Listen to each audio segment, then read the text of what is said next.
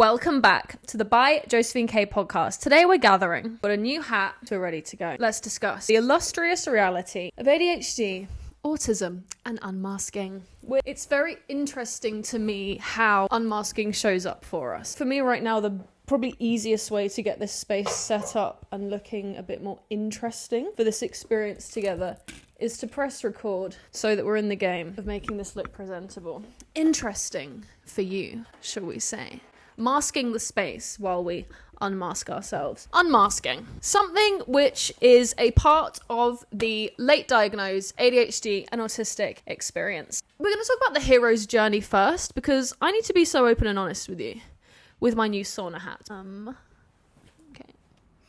Please want to sit. How are you? Genuinely. What's been going on?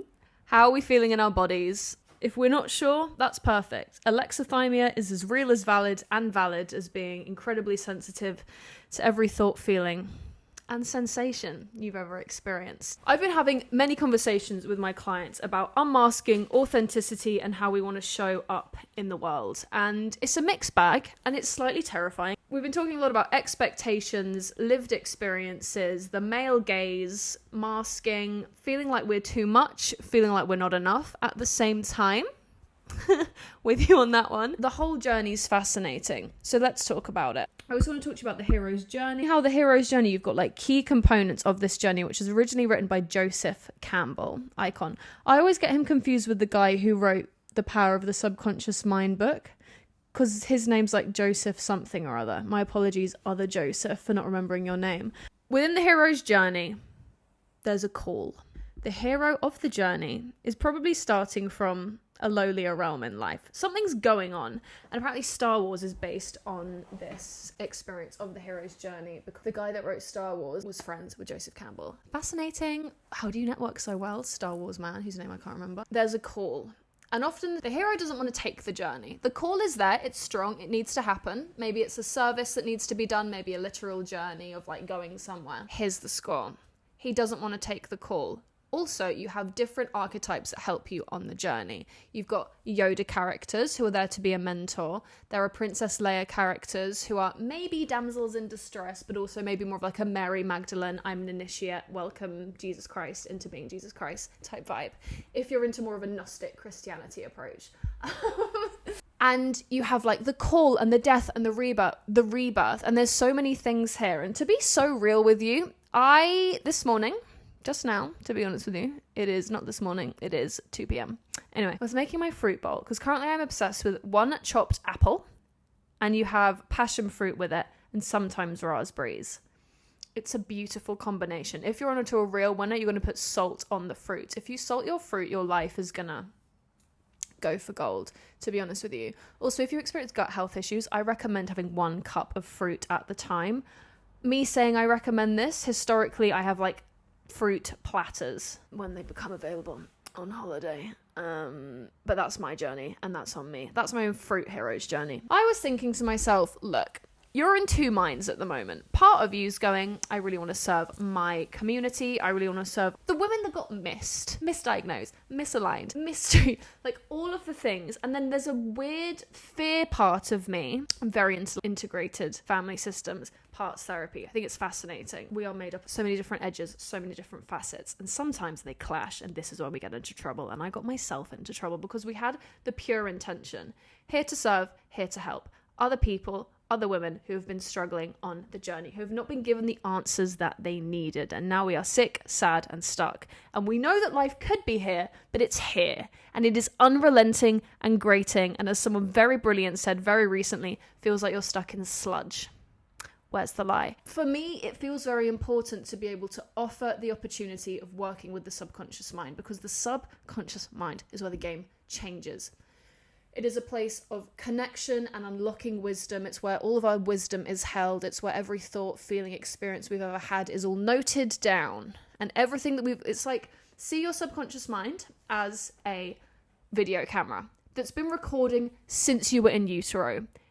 If someone's essentially exceptional at hypnosis, you can be regressed into the womb and you can pick up on what's going on, how your mother, how your original biomom was treating you. And it's so fascinating. Like, babies are switched on when they may not be able to communicate in the way that we do and be like, what the fuck? However, it's all being noted down. This isn't to be like, warning, do a better job, more for us and our experiences of life. Even if right now we are experiencing something that feels confusing and weird and like, why do I respond in this way? There will be a reason. Nothing doesn't happen for a reason, in my opinion. And the more that we meet and work with, the more we journey with, the more we create with our subconscious, this becomes even clearer. I had the fear mind. What if people don't want to work with me? What if I'm the wrong person to do this? What if I don't know enough? What if I'm underqualified? What if I qualified in the wrong thing? What if people think that who am I to talk about this? And on and on and on relentlessly for months now. What did that achieve? Not a lot. Where did the achievement come during this process of freeze response, essentially? The fear being like, I'm going to take control right now because we're uncomfortable, we're in unfamiliar new territories, I'm fear, and I'm going to be in charge. Beep, beep, we're going nowhere. The lesson and the benefit of this wasn't the experience itself inherently. Being stuck in fear it's that. For me, it's just, oh my God, please. It was allowing myself the space and a lot of attempts and a lot of different angles to come at it on different days throughout my cycle, because every single day of our cycle, we're going to be experiencing things slightly differently, but on a cyclical basis. We are consistent, but more on a 28 to 30 plus day cycle. We love a bit of cyclical awareness. So what was beneficial was giving myself the opportunity to really deep dive into this experience. Why am I panicking? Why is the fear here? What is the fear trying to achieve? And like I say, it was trying to keep me safe. And I had a rapid transformational therapy session 2 days ago. And again, to be so honest, I didn't want to do it. I was like, no, like proper, just really contracted. Which I think is an interesting pattern in the ADHD experience. For me, it's either very extroverted, very almost, why hasn't this happened yet? Why haven't I done this, achieved this? Oh my God, like I have so much to give. Or the opposite of like, I cannot have a voice. I'm not safe to use my voice. I don't want to be wrong. I don't want to be ostracized.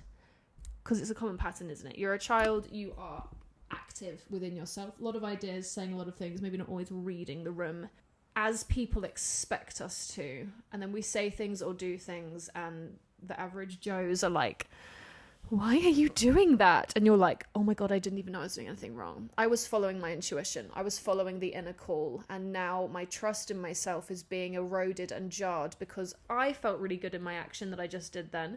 Maybe it was saying something, jumping around, singing a song, being funny, and people not getting it. But when we are community animals, we are not led to be living in isolation. Remember lockdown? Yeah, me too. Didn't do great then, did we? Maybe you did. Some people are A-star, and that's their jig.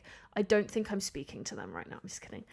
I'm not. Even if within ourselves we feel really good about an action, if there are other people around us who we value and who we place influence upon ourselves from, if they're going, no, what's this about? We are likely to listen. I am speaking on behalf of us, and I am generalizing, and I am acknowledging that. Please allow me. Please forgive the generalizations.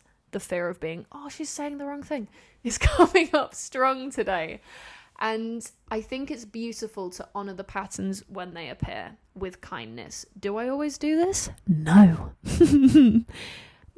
Many a time it's the case of, oh my God, I thought I'd finished this one. I thought this lesson was learned. I thought this reaction had been put to bed and I was moving into the new. But it's often the case that when we have lived a certain way for such a long time, that is what's familiar to us. That is what feels safe. That's what we're used to. We love what is familiar. The mind wants to stay with what is familiar. We perceive familiar to be pleasurable. Even if familiar is painful and disrespectful to ourselves, and it's being stuck and small and disrespected and all of the things. If that's what we're familiar with, that is what is going to be comfortable, because we know how it goes.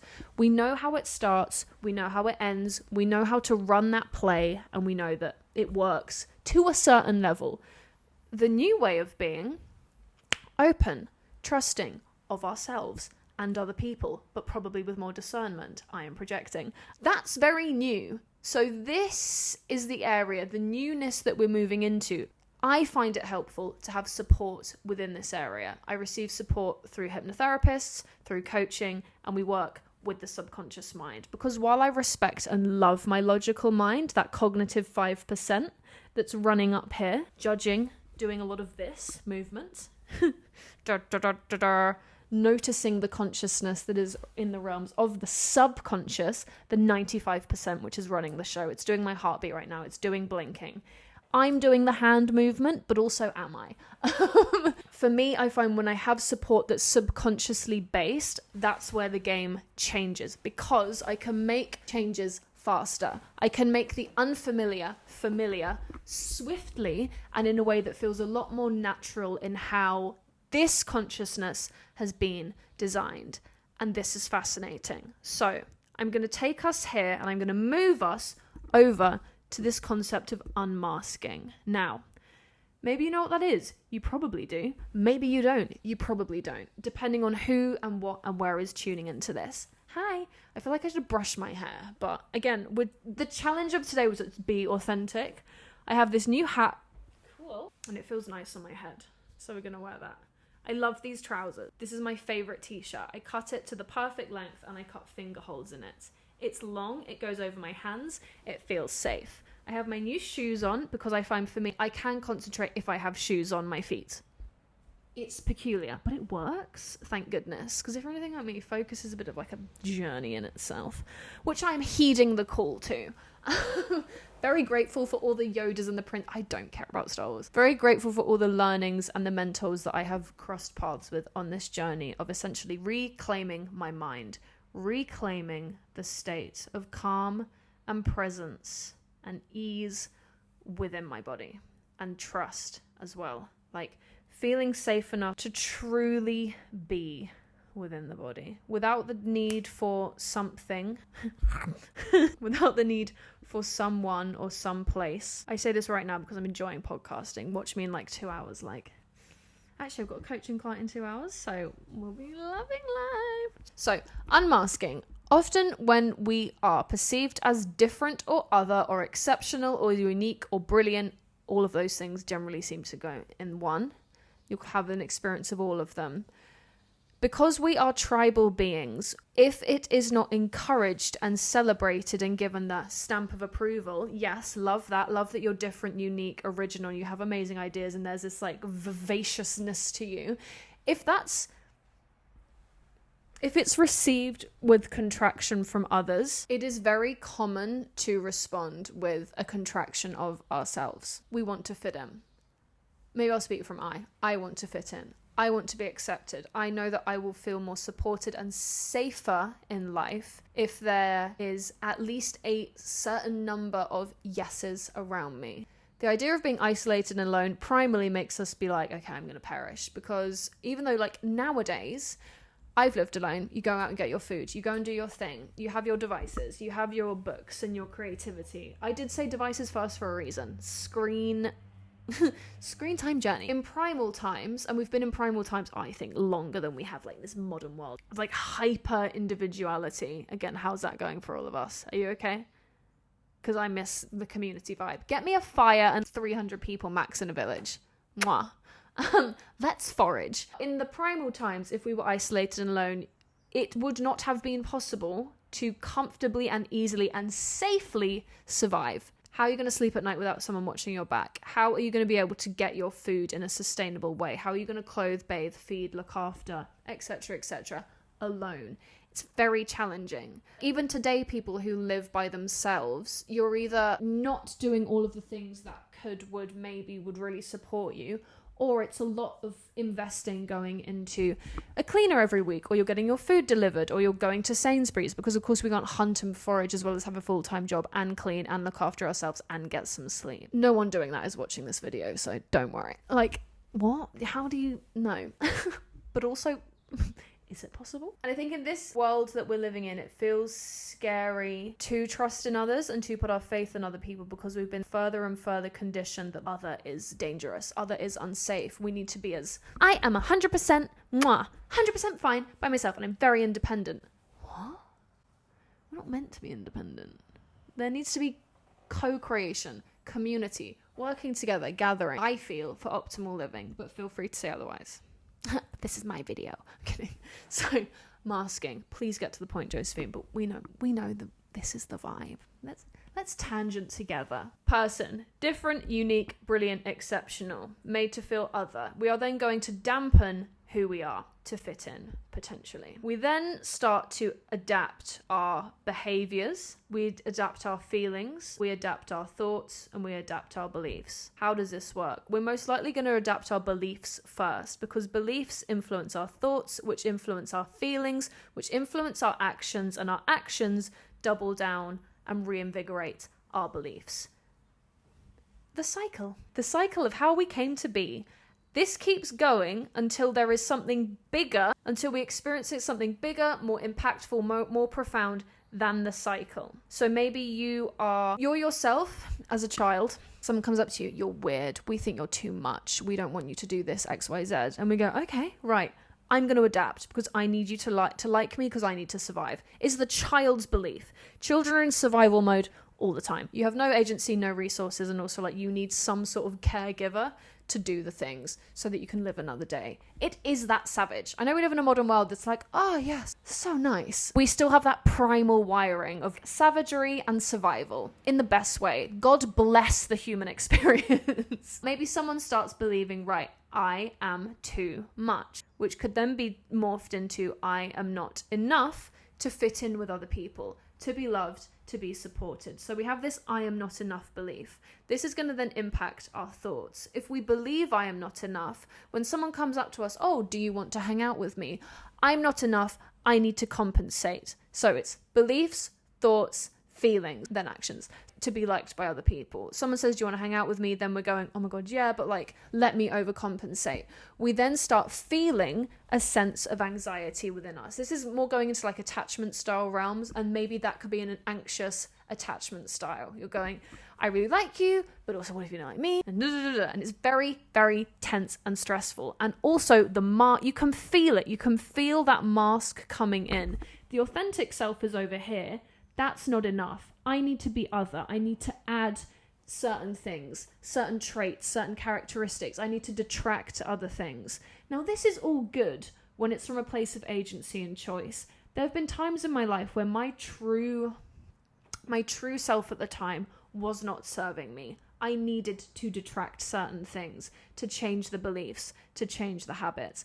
But at the same time, I believe that we have a certain baseline that we come into the world with. But even from our womb, our experience in utero, our belief systems are already being adjusted and adapted. Babies' nervous systems are synced to their mother's nervous systems. The symptoms is me being and also babies obviously inherit the parents' toxin load, all of the nutrients, all of the things. God, it's fascinating, but also so scary. Back to masking. Not enough, then we're going to start adjusting our beliefs, thoughts, feelings, and then our behaviors. Maybe we're going to be showing up in a way that's exaggerating certain parts of ourselves and shoving other parts of ourselves in a corner. You be quiet. We don't feel obsessive about ants, okay?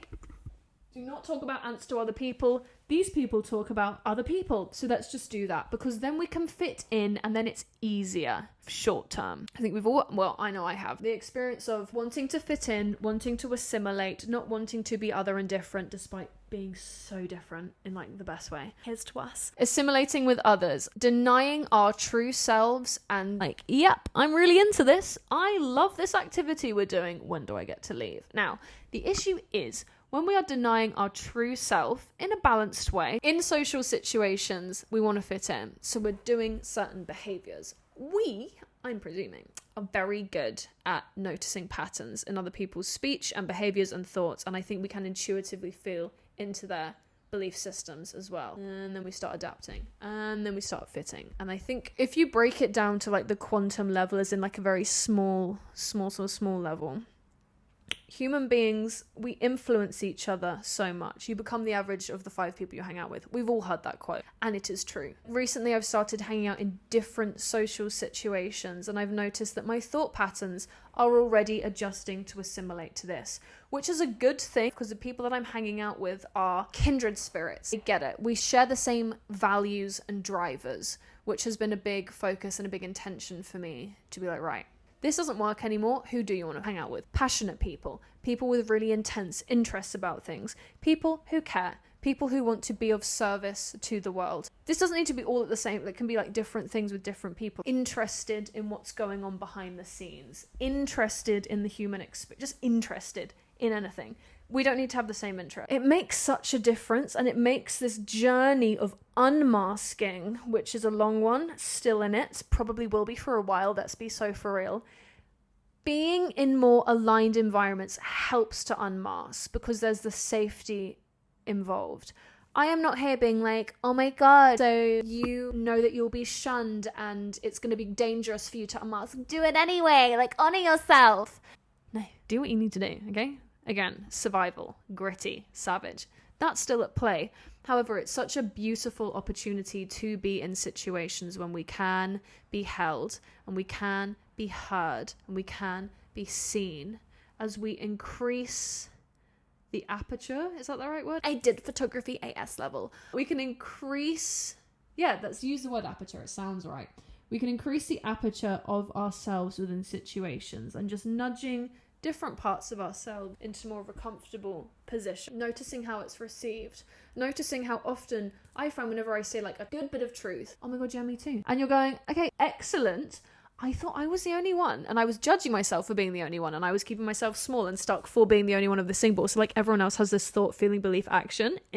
Amazing. Love this. But it's so deep, and I think oftentimes I perceive the way that unmasking is talked about can be missing the nuance because they're text posts and it's not at this point, half an hour long webcam video. So there's a time and a place for all the different approaches to things, to life in general. Creating that inner safety to unmask, I feel for me has been very powerful and very impactful, especially in business. Literally having a conversation today with someone who also is an RTT therapist that's saying that we do provide professional services. We provide breakthroughs and guidance and holding, and we're going to do the deepest, darkest work.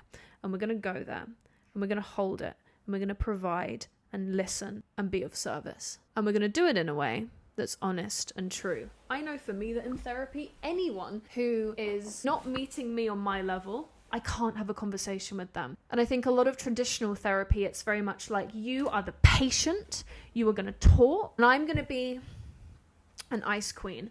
I find that distressing personally. I find reading people's projected facial expressions very difficult because I am not just kind of diminishes what we're saying. I am engaged intuitively in that person. We are having an energetic connection, and that's what I'm tuned into. The facial expression help me to discern how the person feels about how they are feeling, but I'm more tuned into how they feel.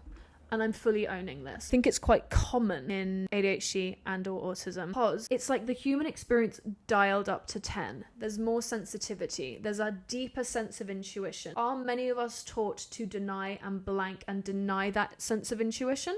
Yes. Yes, we are. There is a lot of accidental or subconscious or just on some level on purpose gaslighting to keep people who are looking around, fidgeting, asking questions, looking over and around what is being presented and going, yeah, but what else is happening here? What's the deeper truth? What else is going on? I'm noticing these patterns. I think it's a deeper human experience. And it's so fascinating, tangent time. It's so fascinating that this is the neurodivergent experience is moving back into the mainstream. In this era of AI, this fake human experience is just sledgehammering its way in as there is this brilliant movement of people going, I know I was misdiagnosed, misdrugged, mistreated, all of the things, and I was told it was depression, anxiety, but treatment resistant, and then I got into an addiction hole, and then the abuse happened, and then this, and then that.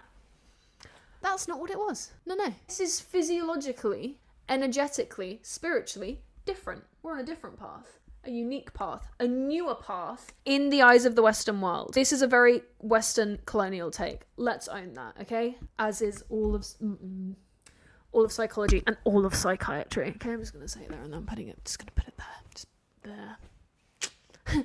That's for another day. So is this tangent, but I think it's still worth mentioning because these are tiny tidbits that our brains go, I'm going to think about that more later. Sweet. So when we are unmasking, creating the inner safety is very powerful and very impactful, because that is creating a foundation so that we can begin to build in a way that feels strong and held and supported. It is best, I believe, to do this with the support of other people, because us trying to find the answer within a system that's really been giving us the answers, excuse me. The caveat of that is when we're just working with the logical mind, it's like, hello, I do these actions. I think I do these actions because I think that I do this because I think. And I'm just thinking myself into a circle and nothing new's coming in. I'm not getting any deeper insights. Our hour's up. Let's go home. I'll see you next week. When we're working with the subconscious, we are expanding our awareness of consciousness, of the thought, of the feeling. I can move through that and go to that even deeper level of feeling, of emotions, of energy in motion. Deeper than that, to the very patterns rule book our consciousness has written for us to operate from. Then things get interesting, because we have brains that are primed for pattern recognition. We have brains that are primed, I believe, for tuning into that deeper space, for going into that space and that state of mind where truth is, where we can pause the panic brain, we can allow the nervous system to take a break so that we can truly, objectively and kindly review the lay of the land, reviewing our inner landscape, reviewing the thoughts, beliefs, feelings, habits, all the things that we're currently running within. And we go from being here to, the anxiety is coming up a lot. Right, let's look at these things that happened in my life. Oh yes, of course I had the anxious reaction. Oh, interesting. This happened to me, then this happened to me, then this happened to me. I wasn't protected or served or saved or prioritized. So then we brought in this reaction, for example, anxiety, locked it in, made it a permanent response, and dialed it up. So now we're having an overly big response to everything instead of a balanced response that truly serves us now. And it's so interesting. I'm openly working on explaining this in a way that's not too in the quantum realms, because while quantum physics, quantum biology is fascinating and I love it, even to me the word quantum is it's too buzzwordy. It's a real term, but it's been co-opted by various internet spaces to be buzzwordy, which takes the punch and the passion away, but it's still worth looking into. Highly recommend. Let's take a break. Let's just take a break in the middle of the video. I'm going to take some water. It's over there. Journey with me to get some water from my glass bottle. How's it going? How are we feeling? It's nice to be recording again. I love recording videos. I love this hat. These flowers are fake. The only thing fake in this podcast is these flowers. This water's a funny colour for a reason. I put mineral salts in it. Let's continue. So here are my top 3 tips for unmasking that I'm going to make up as I go along. Nothing scripted in these, could you tell? Number 1. Creating the inner safety. Working with our subconscious mind. The easiest way to do that is through looking up, breathing in. And then you're going to keep your eyeballs up and you're going to close your eyelids down, creating a tension between your conscious and your subconscious mind. And you can allow yourself to relax your eyes right now, letting yourself drift, float, and be guided by my voice, allowing yourself to come into this space, noticing where you are as you deeply inhale. And again, topping up with tiny sips of air and slowly breathing out right now, releasing, relaxing, asking your body to show me what relaxation feels like. Tuning into the feeling of relaxation, noticing what color your body's relaxation is represented by. Noticing the tiny stars within you that represent your level of relaxation, of being held, of being guided to relax, to release, to go deeper and deeper into this space, your mind. Slowing, calming down your body, feeling held, supported, allowing yourself to make any adjustment so that you can even become just 1% more comfortable, supported and held, drifting down, moving down, allowing yourself to melt, to drift, to truly deeply move through into this state of being held and supported, allowing yourself to drift deeper, to float further, allowing it in, letting it in, this sensation of warmth, this sensation of flow and ease undulating through your body. And as this sensation of ease undulates through your body, you are clearing out what's irrelevant, what's heavy, what's stagnant, what's sticky, just feeling it undulating, slowly buzzing, vibrating up, out through your body. Moving it out, allowing your subconscious mind, compelling your subconscious mind to magnetize, to move, to release, to drift, to float any energies, emotions, beliefs, habits that no longer serve you up and out and through of your body, allowing them to be taken, visualizing them being taken, magnetized further and further away, up into the sky, up through the sky, higher and higher, just peaking, moving, edging at the very edge of our earth, moving up into that beautiful velvety, almost sea-like spaciousness that is holding, supporting, cupping our planet Earth, seeing those old irrelevant energies that you have removed, being hit, taken by a star, being alchemized, transformed into love. And that love is being moved, taken, transformed somewhere in the universe that needs that love, that deep, honest and authentic love that comes from meeting ourselves truly, that comes from embracing ourselves deeply, allowing ourselves to identify the thoughts, beliefs, habits, behaviors that are out of alignment, that are old, that are irrelevant, letting it move, letting it go, letting it flow. Noticing the spaciousness that you've created within your body, hair, and choosing a color. It's typical, but it's so beautiful, this beautiful color to flood your body with slowly, calmly, easily, allowing this beautiful color, this light, this energy of recognition of your true self, of respecting your true self, of responding to your true self with kindness and curiosity, and the audacity to, when you feel safe, to express this true self.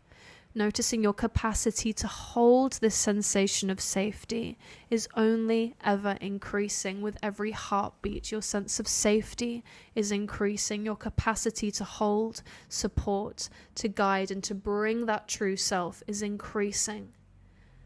Ever more, increasing, flowing.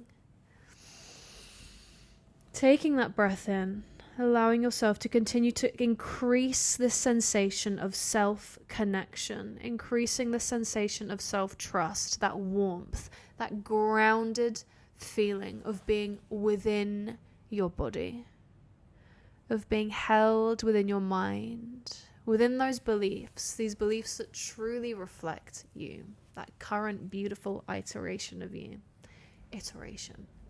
Either way, it's all perfect. Letting it in, continue as I am clicking to increase your capacity for self-love, self-forgiveness. I am enough. What I seek is available to me. I am loved. I love myself. I trust myself.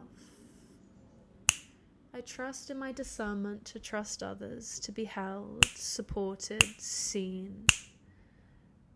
And also feeling comfortable in being misunderstood, in being misaligned, and allowing that to be, as your foundation within yourself is strong.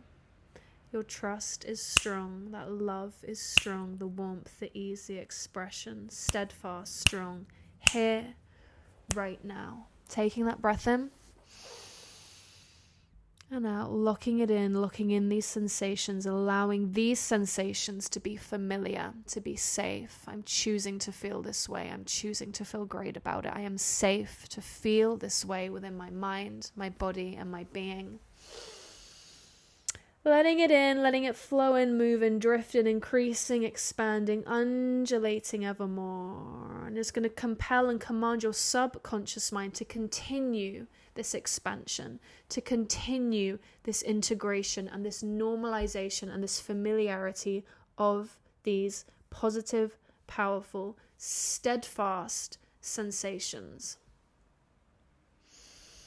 And as and when you are ready, and only when you're ready, you can begin to move your awareness to the bottom of your toes, moving the awareness up your body, gazing upon your beautiful body, your powerful body that has done so much with you. Bring your attention to the very top of your head, your shoulders, your neck.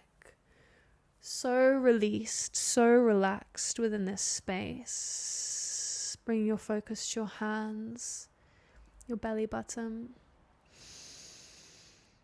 Beautiful, your beautiful pelvic bowl, this beautiful undulating powerful space. And as and when you're ready, bringing your focus out and around the room, locating where you are in the room, where you are in the world, noticing how held and calm and safe you feel here, how trusting you are of your body, your mind, your being, thoughts, beliefs, habits, behaviors, all of these things that we're experiencing.